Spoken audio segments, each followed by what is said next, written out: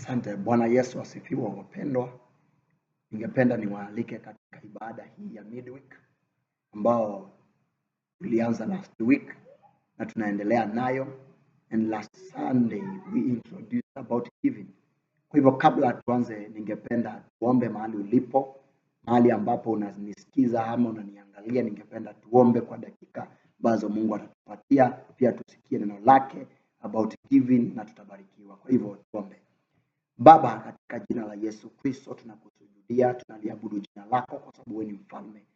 Asante kwa ajili ya wakati mwema ambao umetupa pamoja na wapendwa ambao wanaonitazama na wengine ambao wanaonisikiliza. Kabidhi wote mikononi mwako tunapoenda kubarikiwa kwa pamoja na kujifunza kuhusu giving.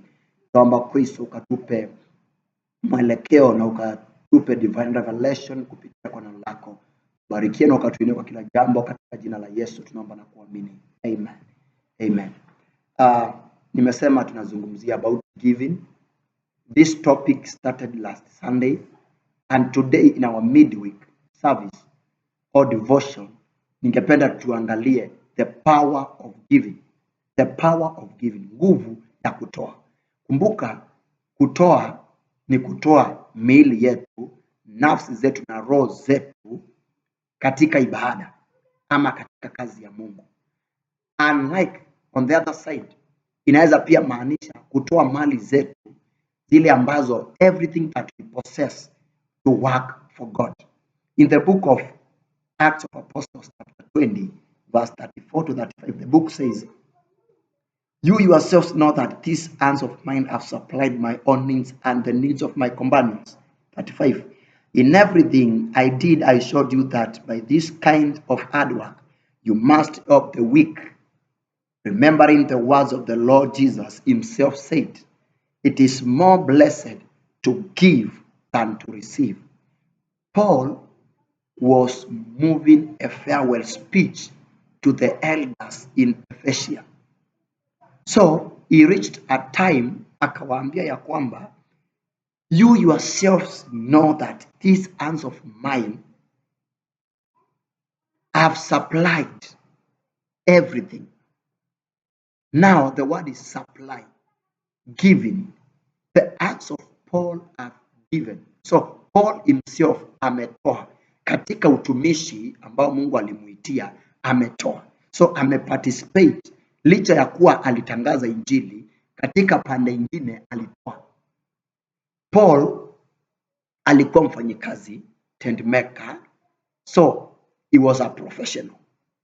Kwa hivyo, apart from preaching the gospel itself, he also gave himself fully to the work of the Lord. That is, to the people who were in need.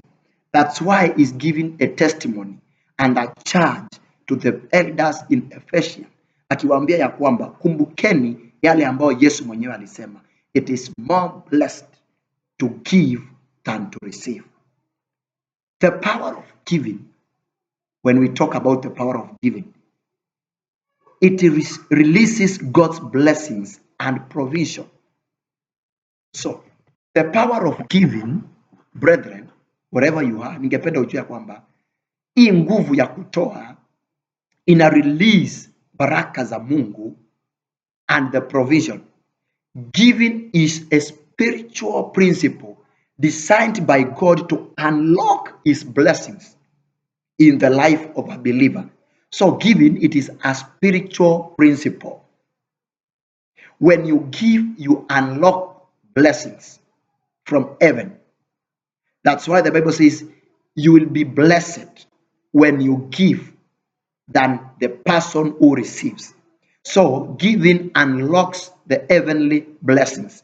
The promises that God promised us, they are possessed by giving. You give yourself fully, you give your properties, you give your money in the service of the Lord. Therefore, you will receive divine favor, divine grace, and blessings will flow in your life. The Bible teaches us that generosity attracts divine increase. Wakristo mpaka tuwe wakarimu ili tupokee hiyo neema ya kuongezeka. When you are generous, utapokea neema ya kuongezeka, vitu vyako vitaongezeka. When you give, you invest in heavenly realms. When you give, you invest in heaven. So it means that there is a day that you will reap what you sow. Kwa hivyo, when we give in faith, God responds by meeting our needs according to his riches.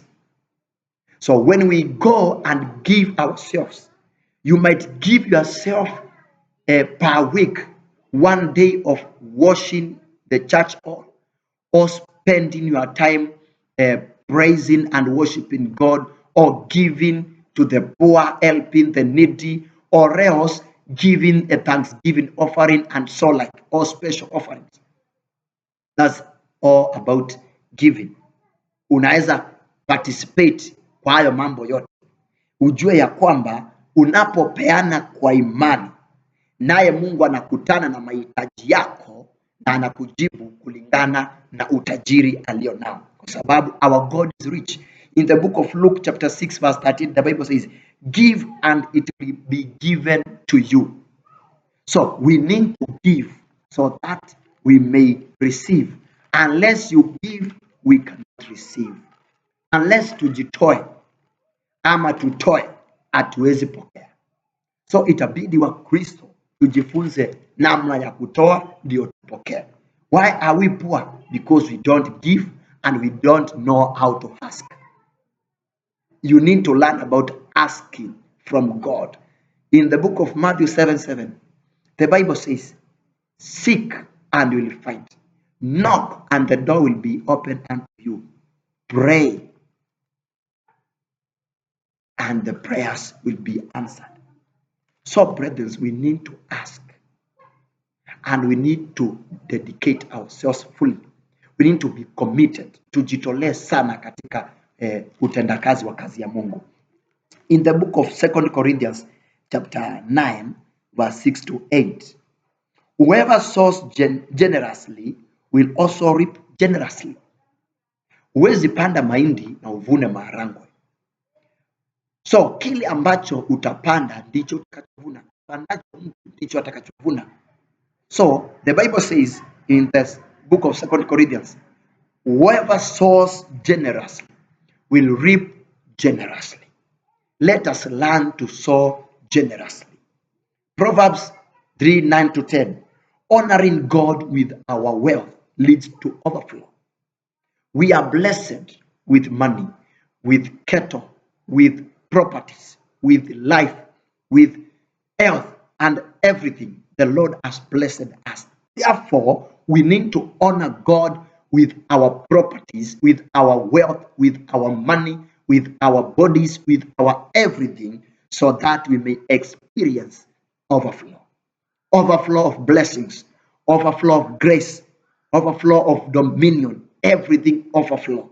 So overflow comes after giving ourselves to God, fully to God, honoring God through our wealth and through our belongings. Giving does not make a believer poorer. It positions them for God's supply. When you give, you don't become poor. Unapotoa huwezi kuwa maskini, lakini unawekwa kiwango ambacho utakutana na baraka za Mungu. I'll repeat, giving does not make a believer poor, but it positions him or her for God's supply. Unless you give, you cannot be positioned for God's supply. We need to learn how to give and to learn the power of giving. For the power of giving releases God's blessings. Blessings will come down when we give, and God will provide our needs if we learn how to give. Why is the church poor? Because believers don't understand the power of giving. Why are we having harambes in our churches? Yet we are capable of just donating and giving willingly. We don't know the power of giving. Everyone should understand kila mmoja lazima aelewe the power of giving in a believer's life. Unless we understand that, we shall remain poor, our churches will remain poor, and our families will remain poor. And the solution to avoid and to eliminate poverty, it is to understand the power of giving in a spiritual aspect. What you receive or what you release in obedience, God multiplies in grace. So you release your money in obedience, you release your property in obedience, you release your everything in obedience, then God multiplies in grace. So your grace will be multiplied. When you walk, you experience a grace. When you speak, you experience grace. In your family, you experience grace. In your work, you experience grace. Why? Because you've released what you have in obedience. Remember, you cannot give and remain poor. Another thing, giving transforms the heart and builds the faith. When we give our hearts, mioyo yetu itabadilika. Our hearts will be transformed, and even giving will build up our faith. Remember that you cannot give when you don't have faith. So giving and faith goes hand in hand. Unatoa kwa imani ukijua unamtolea Mungu. For instance, unatoa ili ubarikiwe. Kwa hivyo uko na imani, once you give, you'll be blessed. So giving builds up our faith, and giving transforms our hearts. Giving is not only about money, it is about the condition of the heart. Kile ambacho roho imepanga ama moyo umepanga ndicho ambacho kinafanyika. Kama moyo wako haujapenda kutoa, hautatoa. But when the heart is willing, you will give generously. But when the heart is not willing, you will struggle. Even preachers and pastors will struggle teaching about giving because you have not owned that thing. You have not owned giving. So it is about the condition of your heart. Believers, inahitajika we check well the condition of our hearts. People don't understand tithing. People don't understand special offering. People don't understand thanksgiving, almsgiving, love offering. People don't understand such things. They are just doing for the sake of. Watu wanatoa kwa sababu wanaona wengine wanatoa. But if we know the spiritual part, or we view it in a spiritual perspective, then tutakuwa on the safe side na hatutamwibia Mungu. Utatoa fungu lile ambao inafaa, utatoa sadaka vile ambavyo inatakikana, utatoa special offering bila kusukumwa, utatoa thanksgiving bila kusukumwa, and the so like. Kwa hivyo we need to understand that generosity breaks the power of greed. Generosity breaks the power of greed, fear, and selfishness, teaching the believer to trust God rather than possessions. So, generosity, ukarimu unavunja nguvu ya uchoyo. Kwa hivyo, we need to be generous. Believers who are generous. In Matthew 6,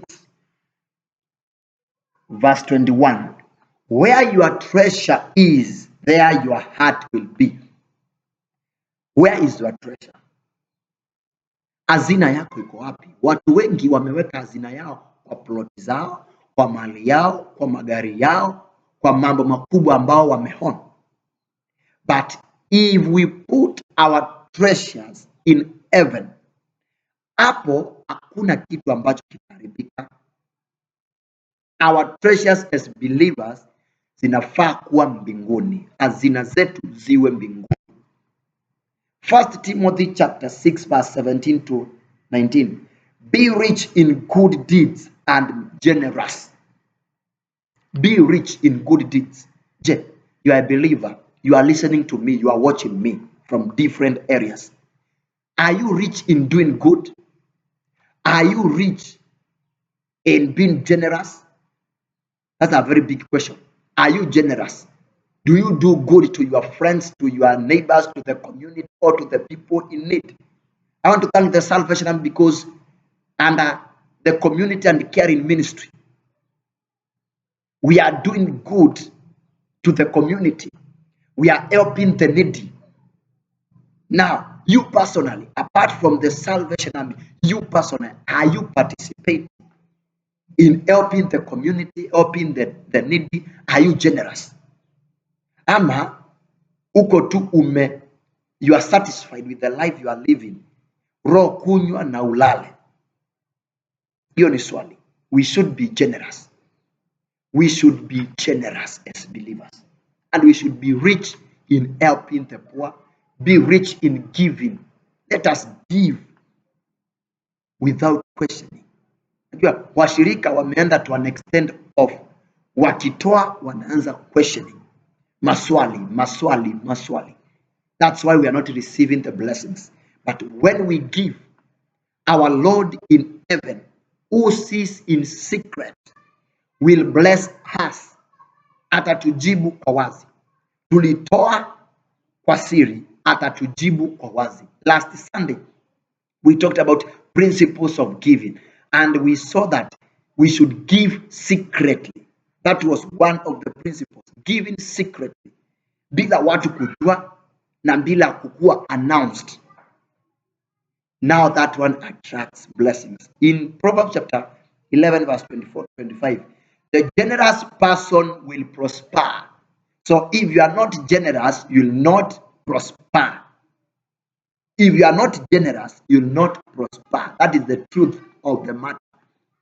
Kama wewe si mkarimu, hautaenda mbali. You need to be generous. Each time a believer gives, their faith grows.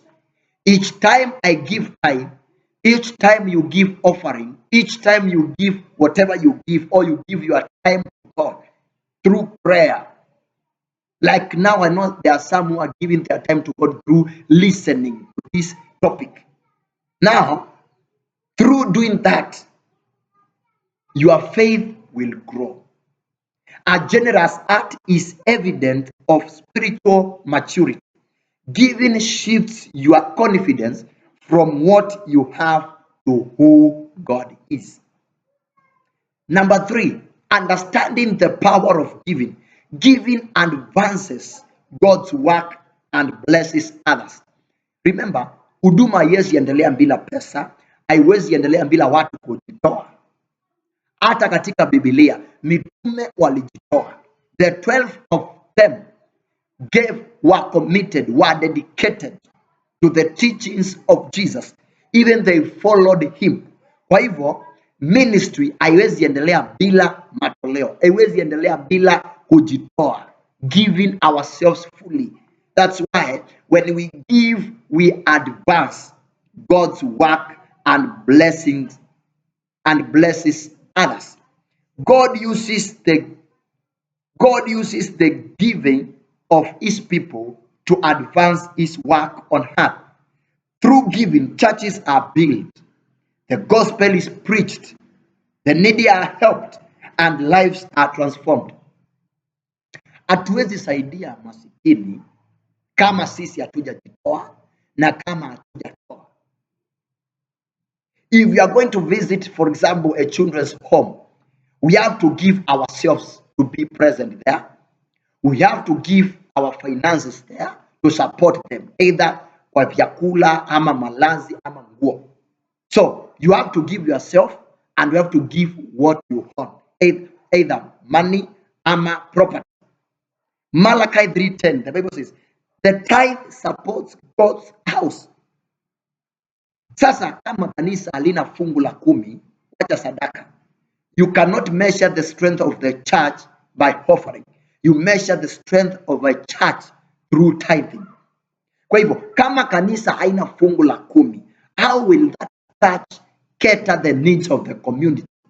How will that church give itself to the needs of the people who are in that community, apart from praying for them, apart from giving them the word of God, and apart from doing everything, we need to understand the power of giving. Romans 10:14-15. The gospel moves through spending. For me and for you to advance the gospel, to make the gospel go all over the world, there must be giving. Tutaenda crusade, kunatakikana this and this and this and this. Budget imewekwa.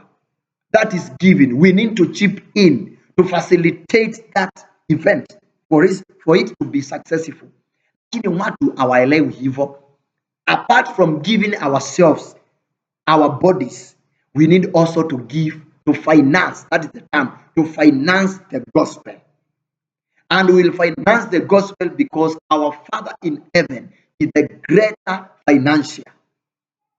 He who is in us is greater than who is in this world. And if you trust in God, then you have everything.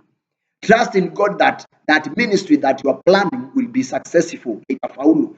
Amini Mungu pia lile jambo ambalo umepanga litafaulu na litafaulu. Kama ni fedha unangojea, pesa unangojea, hujalipwa, trust God because he's the only one who can unlock those doors and bring favor. Remember, Malachi tells us that atafungua madirisha na milango ya mbinguni, atumwangie baraka hata isiwepo nafasi ya kutosha. That is our Father in heaven. So those who believe in God, they should understand that the power of giving will advance, or giving will advance God's work. And when we give, we will not remain poor. The stores in heaven and the doors and the windows of heaven will open and the blessings will be poured into our lives. Philippians chapter 4 verse 15-19. God reward those who support the ministry. Sijawahi ona mtu amejitolea kusupport the ministry amebaki hivyo.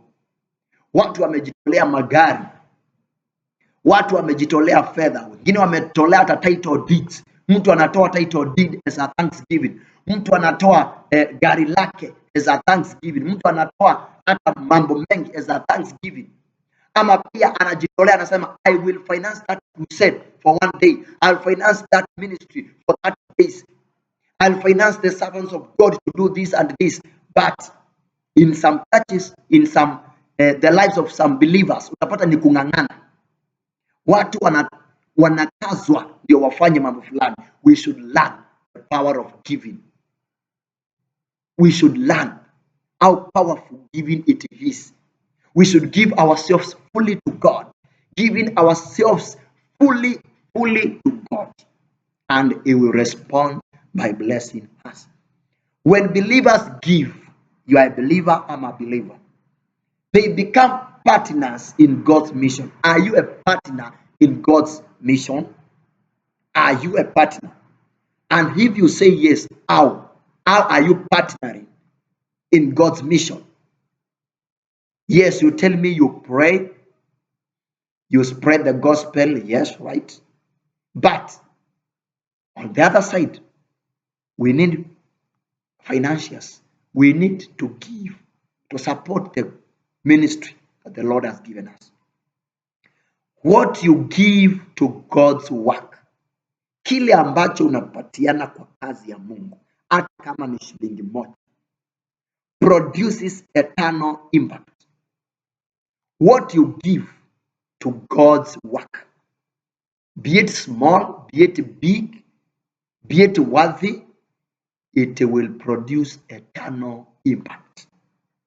Giving is not a loss, but a seed sown in faith. If I decide today to give 100,000, I have sown the seed.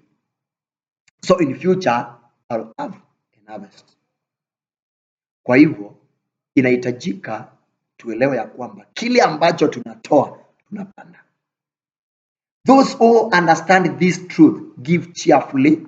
Those who understand, wale ambao wanaelewa. Kama uelewi, elewa leo. Those who understand this, they give cheerfully, trust God fully, and experience His unfailing provision.